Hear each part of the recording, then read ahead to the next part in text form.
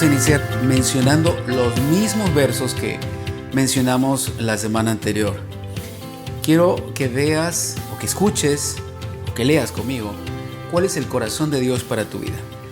En tercera de Juan 1:2 dice: amado, yo deseo que seas prosperado en todas las cosas y que tengas salud así como prospera tu alma. Remarca, en todas las cosas. La prosperidad es el espacio en donde Dios te da el crecimiento. Dios te da los espacios y te da el crecimiento en esos espacios. Segunda de Corintios capítulo 9, versículo 8. Y poderoso es Dios para hacer que abunde en vosotros toda gracia, no una, toda gracia, a fin de que, teniendo siempre en todas las cosas todo lo suficiente, abundéis para toda buena obra. Una vez más, el deseo de Dios para tu vida, para mi vida, para los que creen en Jesús, para los que creen en el poder de la palabra, es que seas abundante en todas las cosas, no en una sola cosa. No sigas escuchando el vaivén de este mundo y sigas detrás de lo que ellos persiguen. Nosotros no perseguimos lo que el mundo persigue. La Biblia dice: puestos los ojos en Jesús, el autor y consumador de nuestra fe. Al único a quien seguimos y de quien estamos convencidos que nos da la victoria es nuestro Señor Jesucristo. Entonces, no sigas estos fraseos que tiene el mundo respecto al dinero, respecto a la prosperidad, respecto a sus conceptos equivocados de lo que es ser abundante. Sigue lo que dice Dios. Vamos a 2 Corintios 9:11, un verso más. Ustedes serán enriquecidos en todo sentido, en todo aspecto, para que en toda ocasión puedan ser generosos y para que por medio de nosotros la generosidad de ustedes resulte en acciones de gracias a Dios. En estos 3 versos podemos ver, y hay muchos más, como el deseo de Dios es que abundes en todas las cosas, no en una, no solo en una. Deja de creer que la prosperidad o la bendición de Dios viene solo porque tienes dinero, efectivo, dólares. La bendición de Dios aplica a todas las áreas de tu vida. La prosperidad de Dios aplica a todas las áreas de tu vida. Absolutamente a todas. Entonces la Biblia dice: para que abundéis en todo, en todo. Si en el aspecto de tu vida lo único que crece es un área, entonces tú puedes darte cuenta que no hay esa abundancia de plenitud que Dios tiene para todas las áreas.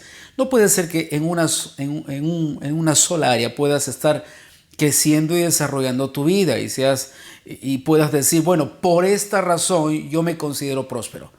Cuando la Biblia no habla de una razón, dice en todas las cosas, por todas las cosas en que eres aumentado. Entonces la Biblia te define como un hombre próspero, como alguien que ha prosperado porque en todas las áreas estás creciendo. Amado, deseo que crezcas así como prospera tu alma también, en todas las cosas, no es en una sola cosa. Entonces prosperidad es crecimiento y abundancia en todas las cosas. Luego de ver el corazón de Dios respecto a la prosperidad, respecto a la abundancia, respecto a lo que Él quiere para tu vida y para mi vida, quiero una vez más leerte el Salmo 109, verso 17. Y amó la maldición y ésta le sobrevino, y no quiso la bendición y ella se alejó de él. Buscar algo en que no crees, buscar algo en que no crees, tarde o temprano repercutirá en tu vida y será una obligación impuesta que no vas a poder sostener. Este tipo de obligaciones de buscar, de ser empujado y de encontrar algo que no quieres, algo que no buscas, algo en lo que no crees, se convierte en ti en una carga, en una obligación impuesta que tarde o temprano no vas a poder sostener. Entonces tú te quedas frustrado, los que te animaron quedan frustrados y es un desgaste para ti y para los demás tratar de animarte, de llevarte a buscar algo en lo que tú no estás dispuesto a creer. O simplemente decidiste y elegiste no creer. ¿Por qué gastaríamos la fuerza en esto? Ahora, si tú realmente crees, entonces esa es la oportunidad para que otros te animen en aquello que estás creyendo. ¿Crees en Dios? Siempre habrá personas que te animarían en la fe en Dios. ¿No crees en Dios? Las personas de fe podrán mencionarte la palabra y podrán de alguna manera ayudarte a creer en Dios. Pero la convicción viene del Espíritu Santo. Entonces, si el Espíritu Santo no puede obrar en ti, yo tampoco puedo hacerlo. Nadie lo puede hacer. Es Dios quien tiene el poder para traer convicción a tu vida. Entonces, antes de seguir algo, cree en aquello que estás siguiendo. No vaya a convertirse en una carga que luego no pueda sostener. Ahora, hemos estado hablando la semana pasada de Esaú. Y hemos visto que Esaú se equivocó. Gracias a Dios que Esaú se equivocó en muchas de las cosas. Que él hacía. Empezando, y quizás lo más resaltante es el desprecio que tuvo a la bendición de su primogenitura, al hecho de ser bendecido primero, al hecho de que su padre declare prosperidad y futuro para él primero. Ese es el problema de Esaú, que él despreció la oportunidad que tuvo para ser el primero a quien su padre se dirija con palabras de bendición, con palabras de prosperidad, con palabras de futuro. Él lo despreció. Pero ahora vamos a leer Génesis capítulo 25 del 30 al 31. Este va a ser nuestro punto de partida para hablar un poco de Jacob y de lo que sucedió allí. Génesis capítulo 25 del 30 al 31. Ya sabemos la historia, puedes leer todo el capítulo 25 y puedes ver el contexto. No vamos a ahondar para no dilatar, pero de repente para hacer un contexto por aquellos que se están conectando recién, Jacob y Esaú eran hijos de Isaac y él quería bendecir a su hijo mayor. Entonces en esa situación uno de ellos le dice, voy a cazar, trae una casa. El otro hermano estaba preparando un guiso y el hermano que vino de la casa le dijo, dame tu guiso. Y el hermano menor le dice, primero véndeme tu primogenitura, negociemos la primogenitura. Y el hermano mayor acepta que su hermano sea el primero en recibir la bendición de su padre. Él lo acepta, lo desprecia, lo negocia. Ahora sí leemos Génesis capítulo 25 del 30 al 31. Dijo a Jacob, Esaú le dice a Jacob, te ruego que me des a comer de ese guiso rojo, pues estoy muy cansado. Por tanto fue llamado su nombre Edom, o rojo. Y Jacob respondió, véndeme en este día tu primogenitura. Jacob le responde, véndeme en este día, dame el derecho de ser bendecido primero. Véndelo, dámelo. Por este plato de lentejas, te lo doy, pero tú me das a cambio el derecho de ser bendecido primero. Si tú encuentras a Jacob negociando con Esaú un acto de fe y Esaú consciente, tú puedes preguntarte qué otros antecedentes podrían haber sucedido para que Jacob se anime a negociar con él algo tan importante, un acontecimiento relevante en la vida de cualquier persona. Eso significaba, probablemente por lo que podemos ver y lo que la Biblia nos muestra, que a Esaú no le importaba la vida espiritual. A Esaú le importaba lo natural, lo tangible, pero era poco relevante para él la vida de fe o las palabras, la autoridad de una palabra, la bendición a través de sus padres, no era relevante. Quiere decir esto y te muestra que no era un hombre de fe. Era un hombre que creía muy poco, menospreciaba este tipo de situaciones, esto de la fe, esto de la bendición, esto de la palabra, esto de la oración. Conmigo no va, yo soy un cazador, soy un hombre fuerte. Eso es para los débiles, los que no tienen cómo defenderse en la vida, bueno, que acudan a la fe, pero yo soy un hombre de cazador, yo soy un hombre cazador. Yo puedo enfrentarme a una fiera, puedo atrapar, soy muy sagaz, soy muy tenaz, soy fuerte para poder enfrentar a mis presas, ¿no? Pero la fe no es importante. Ahora, esto es lo que te revela, pero lo que nos sorprende en esta mañana, en este momento, lo que nos sorprende es lo que dice Jacob, el verso 31. Véndeme en este día tu primogenitura. ¿Qué fue lo importante en Jacob? Sí, era un hombre de fe, pero ¿qué era tan importante en él que apenas vio la oportunidad de negociar por algo que ya quería? No era algo que de pronto se le ocurrió, era algo que él ya quería. ¿Qué cosa era tan importante? ¿Qué sucedió? La Biblia te revela muchos aspectos, te da algunos puntos que tú puedes encontrar y puedes darte cuenta cuáles fueron los acontecimientos anteriores a esto. Pero ¿qué fue lo que llamó su atención para negociar? Él vio la oportunidad y dijo, véndeme tu primogenitura, dame el derecho de ser bendecido primero. Y en este momento, vio la oportunidad. ¿Por qué lo negoció así? ¿Qué sucedía? Y tú puedes decir mil cosas o de repente quizás no te importa. ¿Por qué lo hizo? ¿Por qué lo dijo? ¿Por qué él podía haber dicho, bueno, yo te doy el plato de lentejas, casa para mí un mes, dame todo tu sustento, dame toda la abundancia, ¿no? Toda la riqueza de tu casa durante un mes o por un año? Él no negoció absolutamente nada natural. Él no estaba detrás de lo natural. A él le interesaba algo más importante, la bendición de su padre. Una palabra, o las palabras que el padre podría hablar sobre él. Esto era más importante para Jacob. No una gacela, no dinero, no la casa de un mes. Eran las palabras de su padre, las primeras palabras. Esto era importante. Entonces, cuando tú vas a la Biblia encuentras algo que te va a sorprender. Era evidente que esto no se le ocurre a Jacob de pronto.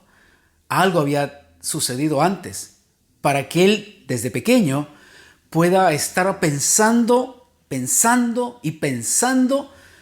en las primeras palabras de bendición que su padre podría declarar antes de partir, antes de su muerte. Él estuvo pensando. Y aquí nosotros podemos ir a Génesis capítulo 25, del verso 21 al 23. Vamos a leerlo. Isaac era el padre de Jacob y de Esaú. Vamos a ver un poco lo que sucede con Isaac. Él estaba casado con Rebeca, que era la mamá de Jacob y de Esaú, pero Rebeca era estéril. Entonces vemos acá el verso 21. Isaac oró al Señor en favor de su esposa, porque era estéril. El Señor oyó su oración y ella quedó embarazada. Pero como los niños luchaban dentro de su seno, dentro de ella, ella misma preguntó, si esto va a seguir así, ¿para qué sigo viviendo? Aparentemente había un malestar, había un dolor, algo estaba aconteciendo en su propio vientre y ella se sentía desfallecer. Por eso es que usa esta palabra, ¿para qué seguir viviendo si esto va a ser así? Entonces, esta palabra lo cambia todo. Entonces, fue a consultar al Señor. ¿Y qué crees que pasó? Y él le contestó. Rebeca, debido a la situación que acontecía, debido quizás a que se sentía morir, tal vez tenía problemas, algún tipo de problema médico que la Biblia no registra, ella fue a consultar a Dios. Su primer acto frente a una situación de dificultad, voy a consultar a Dios. Y dice, y él le respondió, Señor, me imagino que él le preguntó, Señor, ¿esto va a seguir así? ¿Me voy a morir? ¿Qué está sucediendo en mi vientre? ¿Qué pasa con este nacimiento? ¿Con el hijo que voy a tener? Vamos a ver el versículo 23. Y él le contestó, 2 naciones hay en tu seno, 2 pueblos se dividen desde tus entrañas. Dios le dice que va a tener 2 hijos, no era 1, ahora eran 2. Uno será más fuerte que el otro y el mayor servirá al menor. Y el mayor servirá al menor. Detente en las palabras que Dios le dice. Voy a volverlo a leer. 2 naciones hay en tu seno. 2 pueblos se dividen desde tus entrañas. Uno será más fuerte que el otro y el mayor servirá al menor. Dios le revela un acontecimiento antes de que estos niños nazcan. La palabra de Dios da una declaración. Le dice a Rebeca algo que va a suceder, algo que tiene que suceder. No era una pregunta, era un hecho. Recuerden algo, las palabras de Dios no son cuestionamientos, no son preguntas, no son interrogantes, no son tal vez. La palabra de Dios, toda palabra que Dios ha declarado son sí, son verdad, son hechos. El que tú no lo veas o no lo creas no deja de que esa palabra sea un hecho o sea una verdad. El que no creas que honrar papá y mamá trae bendición, no deja de que honrar papá y mamá traiga bendición. El hecho de que la Biblia diga si tú crees en Jesús eres salvo, pero el que no ha creído ya ha sido condenado, el hecho de que tú no creas esa palabra no significa que no existe salvación y no existe condenación. Podemos negar toda la palabra de Dios, podemos negar toda la Biblia, puedes negar cualquier verso que no te gusta, puedes borrarlo, puedes quitarlo del entorno, pero Dios lo declaró y al ser declarado sucede algo sobrenaturalmente poderoso. Jesús dice, el cielo y la tierra van a pasar, pero mis palabras no. Quítalo, bórralo, olvídate, desaparécelo de la faz de la tierra, desaparécelo de tu mente, desaparécelo de la Biblia. Pero Jesús dijo una verdad contundente. El cielo y la tierra pasarán, pero mis palabras no van a pasar. Mis palabras no dejarán de existir. Mis palabras ya están dadas. Existen, son un hecho y son una verdad. Niégalo, resístelo, dale la espalda. La palabra sigue existiendo y esta es la que te condenará o te salvará. Te condenará porque le diste la espalda y te salvará porque decidiste abrazarla. Ahora Dios le dice esto, el mayor servirá al menor. Quiero que veas un poco el contexto. Rebeca era una mujer de fe. Ella no acudió a otras personas, no acudió a algunas parteras, no acudió a alguien con sabiduría, acudió a Dios. Era una mujer de fe. Ella va y consulta a Dios lo que iba a suceder. Algo sucede cuando Dios le habla esta palabra. Ella había sido confortada en su fe porque Isaac, cuando ora por ella queda embarazada. Ella ya tenía la experiencia del poder de Dios. Estaba embarazada y era una mujer estéril. Ella vio el poder de Dios cuando su esposo oró por ella. Ella comprobó, oh, Dios es real. Una oración, una palabra desatada mueve el poder de Dios y yo estoy embarazada. Y cuando ella va a consultar a Dios, ella ya venía en fe por el mismo hecho de tener ese embarazo. Entonces, cuando ella va a Dios, ella tenía algo claro en su mente. Yo quiero la línea de la bendición, la que mi esposo estableció en mí. Yo quiero esa línea de bendición. Él oró por mí y fue bendecida. Ahora tengo 2 hijos, yo quiero seguir siendo bendecida. Voy en esa misma línea, voy a consultar a Dios. Y le consulta a Dios. Y aquí acontece algo. Esa palabra que Dios le dio era suficiente para que ella pueda creer que se iba a cumplir. El mayor servirá al menor. Entonces, desde antes que Esaú y Jacob nazcan, ella tenía en su mente y en su corazón la palabra de Dios. El mayor servirá al menor. Yo imagino, la Biblia no lo dice, podemos hacer un ejercicio, que todos los días ella se acercaba a Jacob y le decía, tú vas a ser el mayor, tú vas a ser bendecido. La palabra de tu padre va a venir primero sobre tu vida. Dios te va a dar esa oportunidad. Dios ha dicho que tú vas a ser una nación muy grande, muy poderosa. Dios ha dicho que tu hermano te va a servir a ti. Me imagino cuántas cosas le diría Rebeca a su hijo de lo que Dios le había dicho. Cuánta palabra sembró en él. Cuánto deseo sembró en Jacob. Cuánta influencia fue Rebeca sobre Jacob, que él creció con esto en su mente y en su corazón. La bendición es poderosa, la bendición transforma, la bendición hará, la declaración de bendición de mi padre hará que yo sea una nación muy grande. Yo quiero eso. Su madre le enseñó a perseguir la palabra de bendición. Así como Rebeca pudo perseguir esa línea de bendición y no la dejó, enseñó a su hijo a correr detrás de la palabra de Dios. Detrás de la palabra de Dios. Rebeca estaba corriendo para alcanzar la palabra de Dios y se la enseñó a su hijo. Aquí podemos ver un poquito el trasfondo del por qué Jacob deseaba tanto la bendición, la primera bendición de su padre. Yo lo quiero. Mi madre ha dicho que Dios habló. Yo quiero esa palabra.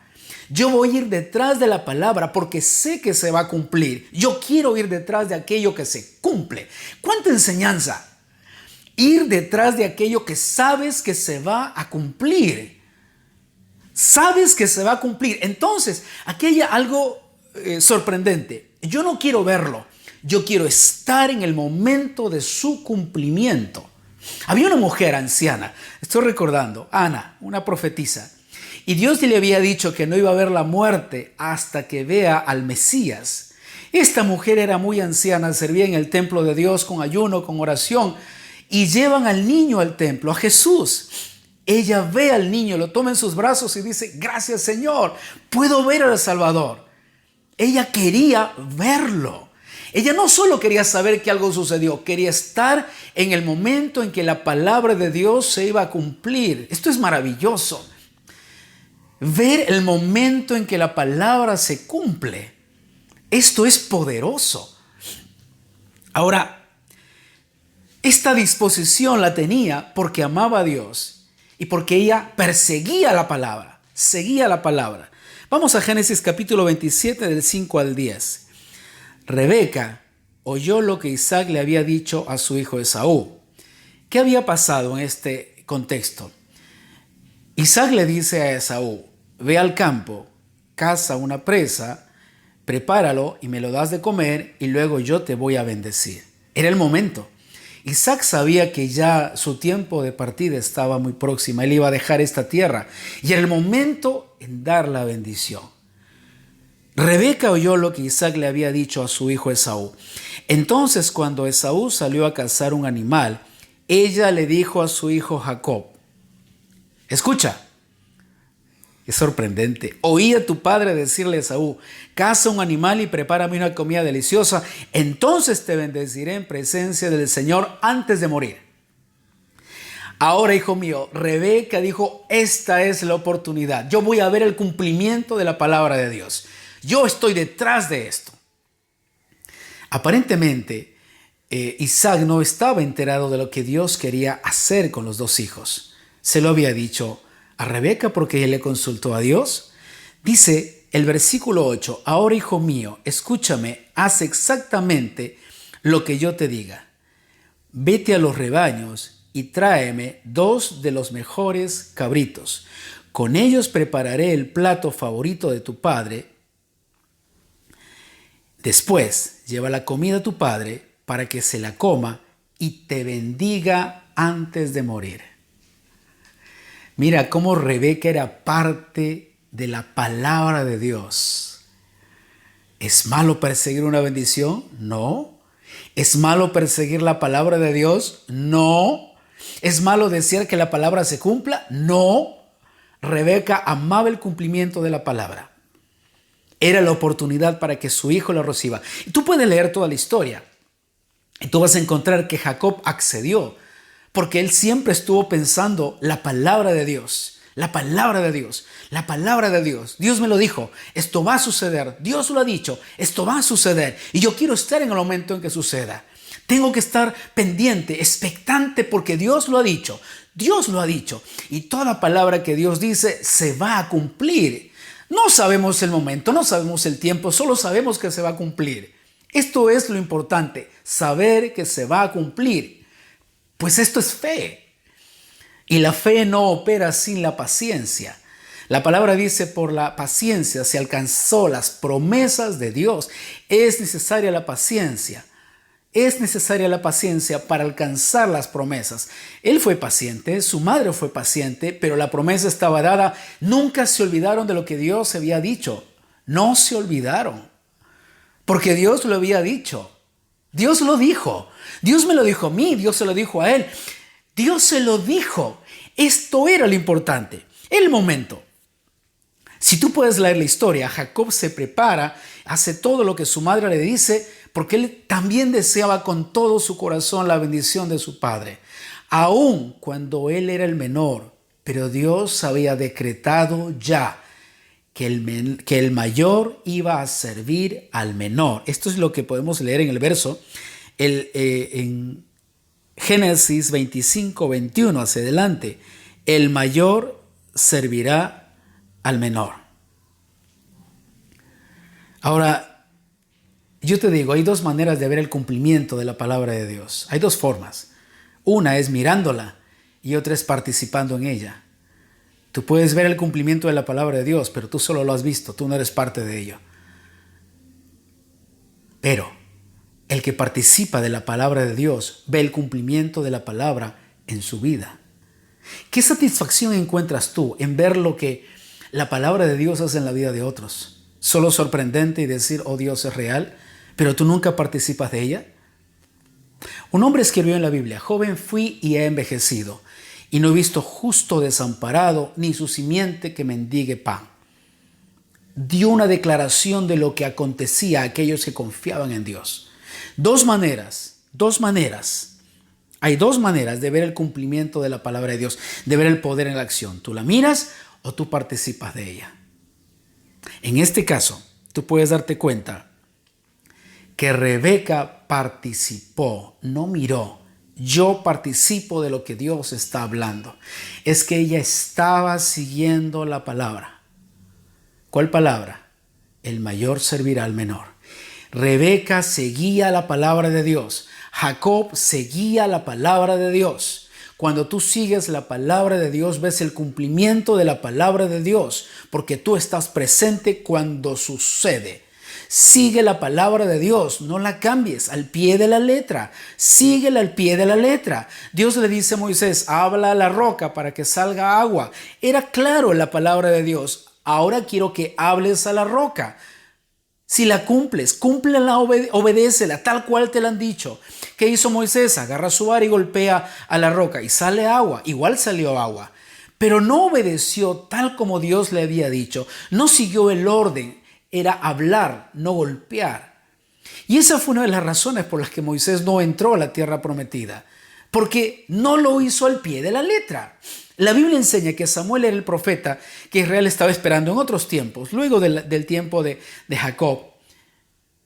Y en ese tiempo no había revelación de Dios. La Biblia dice que Samuel nunca dejó caer la palabra de Dios, nunca la despreció, la cumplió tal cual como decía.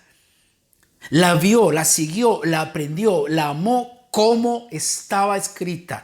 No la cambió. Él siguió la palabra hasta el final. Ahora, Rebeca no fue la única madre que pudo seguir la palabra y pudo ser una influencia poderosa en la vida de Jacob. Tú puedes ver otra historia, Eunice. Segunda de Timoteo 1:5. Hay un pasaje aquí en 2 Timoteo 1:5, dice lo siguiente: porque tengo presente la fe sincera que hay en ti. Pablo le escribe a Timoteo: la fe sincera que hay en ti, la cual habitó primero en tu abuela Loida y en tu madre Eunice, y estoy seguro que en ti también. La historia relata de que el padre de Timoteo era griego. Él no era un creyente, pero su madre era judía. Cuando se le predica la palabra, ellas conocen a Jesús y empiezan a instruir a Timoteo en la fe desde muy temprana edad. Cuando Timoteo crece, la Biblia dice que fue uno de los primeros pastores en la iglesia de Éfeso. Se cumplió la palabra de Dios porque su madre le enseñó a seguir la palabra. Su madre y su abuela le enseñaron a seguir la palabra. Y Pablo dice: veo la fe no fingida que hay en ti. Tú sigues la palabra, tú corres la palabra, tú vas detrás de esa palabra. Qué importante es la influencia de los padres el día de hoy, como la influencia de Rebeca y de Eunice sobre la vida de sus hijos. Les enseñaron a seguir la palabra. Sigue la palabra, lugar de bendición, sigue la palabra, porque cuando tú sigues la palabra verás el cumplimiento de la palabra. Mira lo que dice en Proverbios capítulo 22, 6. Instruye al niño en su camino y aun cuando fuere viejo no se apartará de él. Instruye al niño en su camino y aun cuando sea viejo no se apartará de él. Enséñale a seguir la palabra. Deuteronomio capítulo 4, versículo 9. Por tanto, guárdate y guarda tu alma con diligencia para que no te olvides de las cosas que tus ojos han visto ni se aparten de tu corazón todos los días de tu vida. Antes bien, las enseñarás a tus hijos y a los hijos de tus hijos. Enséñales a seguir la palabra. Un lugar de bendición, sigue la palabra. Ve detrás de la palabra. Que la palabra pueda verse el cumplimiento de Dios en el momento en el que tú te encuentras, en el lugar correcto, en el tiempo correcto. ¿Por qué no vas detrás de la palabra? Que la palabra sea tu norte, que la palabra de Dios sea aquella por la cual tú vivas. ¿Por qué? Mira lo que dice en Isaías capítulo 55, versículo 10 al 11. Esto lo leímos el día miércoles. Porque como desciende de los cielos la lluvia y la nieve, y no vuelve allá, sino que riega la tierra y la hace germinar y producir, así, y da semilla al que siembra y pan al que come, así será mi palabra que sale de mi boca. No volverá a mí vacía, sino que hará lo que yo quiero y será prosperada en aquello para que le envíe. La palabra es prosperada. Sigue la palabra. Cuando tú sigues la palabra es prosperada. Cuando tú sigues la palabra, tu vida es prosperada. Cuando enseñas a tus hijos a seguir la palabra, ellos son prosperados y verán el cumplimiento de lo que Dios habló. Rebeca guió a Jacob desde muy temprana edad a seguir la palabra de Dios. El mayor servirá al menor, tú eres el menor. Y Dios ha dicho que el mayor servirá al menor. Le enseñó desde muy temprana edad a seguir la palabra. Es que no estamos siguiendo la palabra de cualquier persona, no es ni la tuya ni la mía, que a duras penas nos cuesta cumplir. Damos la palabra y jamás terminamos de ver el sostenimiento de esa palabra. Llegamos hasta la mitad y luego nos desanimamos. Cuando seguimos la palabra de Dios, vemos de alguien, seguimos a alguien que cumplirá su palabra. Él cumplirá su palabra. Rebeca se le enseñó a su hijo desde temprana edad. Eunice se le enseñó a Timoteo desde muy temprana edad. Sigue la palabra para que veas el cumplimiento de ella. Sigue la palabra. El día de hoy yo te hago la pregunta, ¿qué palabra estás siguiendo que sabes que se cumplirá en tu vida? ¿Cuál es la palabra que sigues? ¿Las promesas de alguien? ¿Las promesas de tu vida? ¿Las promesas de un líder? ¿Las promesas de un gobierno? ¿Qué palabra estás siguiendo el día de hoy? La mayor frustración que nosotros podemos tener en nuestra vida es seguir algo durante mucho tiempo y luego ver que jamás se cumplió. ¿Cuánto dolor puede haber en la mente de nuestros hijos cuando ellos recibieron las palabras de sus padres, recibieron las palabras de su padre y luego al ver su crecimiento vieron que jamás se cumplieron esas palabras, solamente fueron promesas que se las llevaron el viento? ¿Cuántos niños escucharon las palabras de su padre? Los amamos, amamos tu vida, amamos lo que tú eres y luego observan que ambos se divorcian. ¿Cómo crees que queda esa promesa en la mente de un niño? ¿Cuántas promesas rotas han quebrado la vida de cuántas personas? Y seguimos enseñando a nuestros hijos, seguimos enseñando a estas generaciones a seguir las palabras de hombres tan imperfectos como nosotros. Y cuando no se cumple esa palabra, odiamos porque nos resentimos. Este dolor trae un resentimiento. El resentimiento trae como consecuencia una venganza. Odio y me voy a vengar. Estas generaciones que estamos viendo el día de hoy, en las que nosotros estamos viviendo, son generaciones que tienen resentimiento, generaciones que tienen odio, generaciones que ya no creen en la autoridad, no creen en los límites. ¿Por qué? La autoridad y los límites no se enseñan en el mundo ni en la vida pública, se enseñan en el hogar. ¿Y qué es lo que ha causado que esos límites, esa autoridad, ese gobierno pueda ser destruido? La falta de autoridad en la palabra. La pobreza y la debilidad en las palabras dadas. Somos tan pobres en nuestras palabras porque no las podemos sostener nuestras generaciones. Las generaciones del día de hoy son generaciones débiles porque no tienen el poder de la palabra. Ellos no pueden entender qué es un gobierno de Dios, cuáles son los límites de protección, porque nunca lo vieron en casa.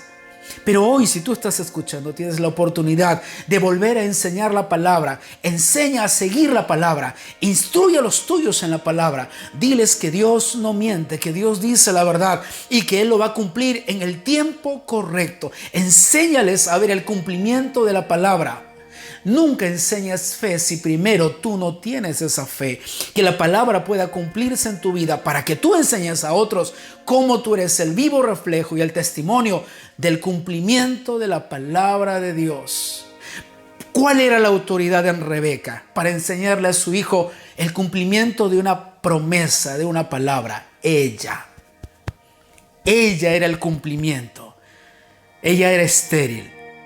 Y Dios permitió que pueda quedar embarazada. Ella era el testimonio viviente del cumplimiento de la palabra de Dios. Porque Isaac fue a Dios, oró por su esposa y le dijo: quiero que ella pueda tener un hijo, deseamos un hijo. Este deseo complació a Dios. Ella quedó embarazada. Ella vio el cumplimiento de la palabra. Esta era la fe que ella tenía para enseñar a sus hijos y decirle a Jacob: sigue la palabra, porque se va a cumplir. Dios hace prosperar su palabra. Enseña a los tuyos a seguir la palabra para que vivan prosperidad, para que activen prosperidad. No enseñes a seguir las palabras que jamás se cumplirán, promesas inconclusas. No enseñes a que vivan en resentimiento, en odio y en rebeldía contra lo que Dios ha diseñado como algo que los va a proteger. Yo quiero invitarte que puedas, por favor, inclinar tus ojos en este tiempo. Permíteme orar por ti. Señor, yo oro por cada persona, en el nombre de Jesús, por cada persona que está conectada en este tiempo, mi Dios. Yo oro para que tú puedas sanar sus vidas. Yo oro para que ellos puedan, Señor, tener una vida real contigo. Yo oro, Padre, para que ellos puedan conocerte.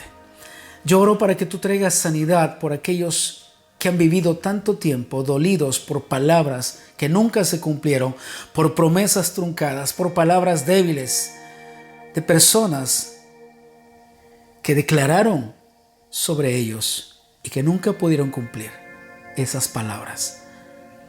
Trae sanidad sobre sus vidas, que ellos puedan conocerte el día de hoy como el único Salvador, como aquel que puede librarlos, como aquel que puede darles vida, como aquel que realmente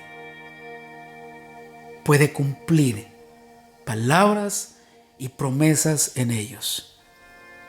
Señor, sánalos, sánalos. Que ellos puedan, Señor, guiar a estas generaciones con la sanidad que tú les puedes dar.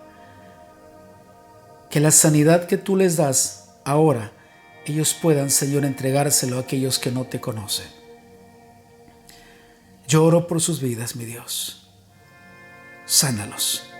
Y aquel que no te conoce, libera su vida. Revélate a ellos como un Dios poderoso. Señor, si alguna persona enferma, sánalos en el nombre de Jesús. Tu palabra dice que tú llevaste toda enfermedad en la cruz del Calvario y que por tus llagas somos sanados. Sánalos en el nombre de Jesús. Yo oro por aquellos padres, Señor, que desean mantenerse firmes en creer tu palabra. Confirma tu palabra en ellos, que tu palabra, al ser prosperada, pueda traer prosperidad a sus hogares, a sus vidas. En el nombre de Jesús. Amén.